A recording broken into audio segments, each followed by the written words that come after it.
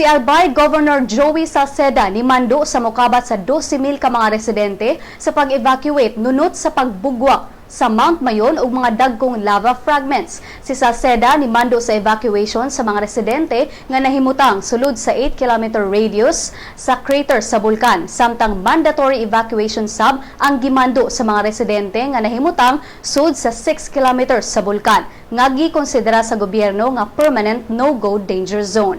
Ang PHIVOLCS ni abiso sa katawhan nga usa ka hazardous eruption ang posibleng mahitabo sa mosunod nga mga semana.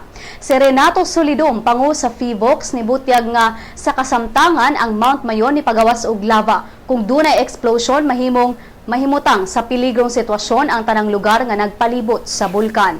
Matud sab ni Cedric Daip, safety officer sa Albay, nga kagabi ilang libuan na ka mga residente ang gipang evacuate.